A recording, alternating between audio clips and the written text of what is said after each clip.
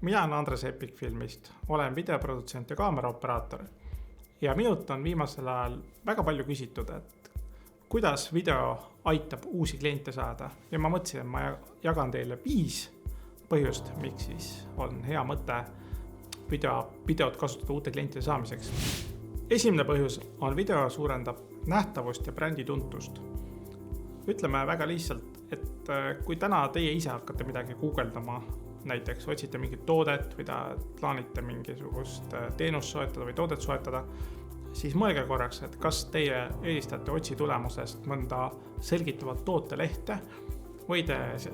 ootate otsi tulemusest lihtsalt pilti või te ootate otsi tulemusest näiteks mingit YouTube'i videot, kus siis on selgitatud selle toote kohta. Ja täpselt samamoodi, kui te võib-olla kohtute mingi uue brändiga, või on siis nagu rõivabränd,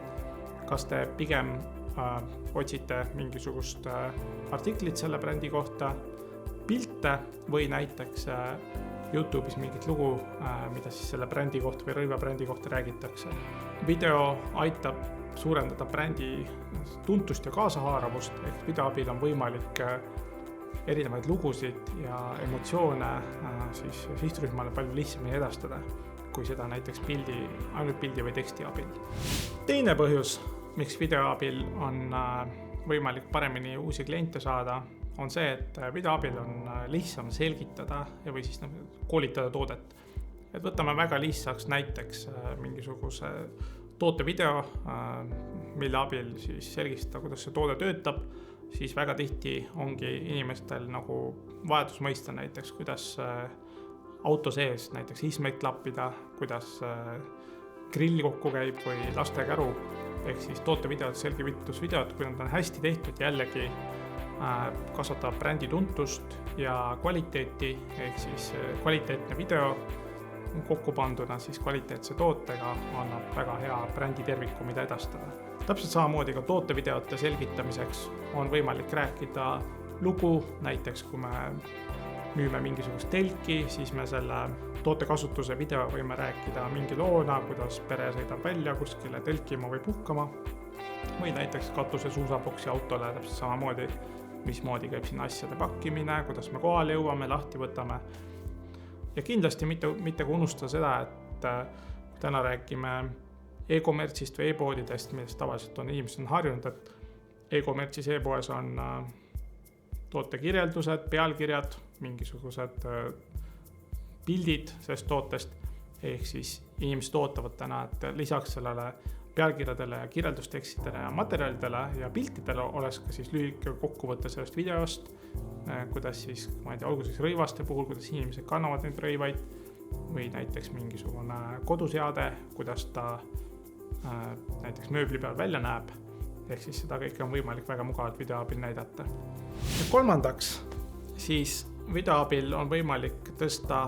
brändi usaldust tervikuna ja väga lihtsalt võimaluseks on selleks näiteks dokumentaalstiilis videod, kus siis inimene räägib kaamerasse nagu praegu mina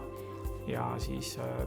vahel näidatakse siis katteplaanideks ehk siis vaeklippideks klippe, kuidas seda toodet kasutatakse. Täpselt samamoodi inimene saab rääkida oma sellisest emotsionaalsest kogemusest selle toote kasutamisel, jagada teistele mingisuguseid nippe, ehk siis väga lihtsalt, kui selgitava videoga, kus siis inimene räägib ja vahepeal on toote kirjeldused või teenuse kirjeldused, et see on väga lihtne jällegi sellist emotsiooni tootele teenusele väga lihtsalt edasi kanna, mida on üsna keeruline pikkade tekstide või piltidega teha. Ja neljandaks, video tõstab päris tugevalt konversioonimäärasid, eriti kui me räägime e-poodidest või e-kommertsist, et olles ise varasemalt aastaid ka tegelenud veebilehtede kasutusmugavuse parendamisega, konversioonide parendamisega, kus veel kord tulevad mängu nutikalt kirjutatud pealkirjad, head tootekirjeldused, mille sees on ka näiteks riiete puhul materjalide kirjeldamine, head tootepildid, siis täna võib öelda, et kui on olemas tootevideo, et siis on võimalik selle veebilehe konversiooni täiendavalt veel kuni 30% tõsta võrreldes sellega, kui sul lihtsalt oleksid veebilehel ainult toote või teenuse kirjelduseks pildid ja ainult tootetekst. Nii et see on väga hea võimalus. Ja viiendaks, video jõuab lihtsamalt siis liikvel olles kasutajate klientideni, näiteks ka siis nutitelefoni kasutavad, kuna videot on väga mugav edasi oma chatides, perechattides, sõprade chatides, huvigrupi chatides edasi jagada ja täpselt samamoodi videol on palju parem võimalus siis levida sellisel juhul, kui ta on tehtud sihukese põneva, sihukese büandina või mingisugune loo jutustamisena, mis on lihtsalt tore vaadata. Ja kui selle juures on veel kirjeldatud tooteomadused ja väärtus, siis on nagu eriti mugav ja hea tulemus, mida on võimalik saavutada. Et need olid siis kokkuvõtteks lühikesed soovitused nipid, kuidas siis videote abil on võimalik uusi kliente saada ja loodame, et need olid väga väärtuslikud. Ja lähemalt vaadake epicfilm.ee veebist, kuidas on tehtud erinevaid toote, brändi või reklaamvideosid ja loodame, et saate inspiratsiooni.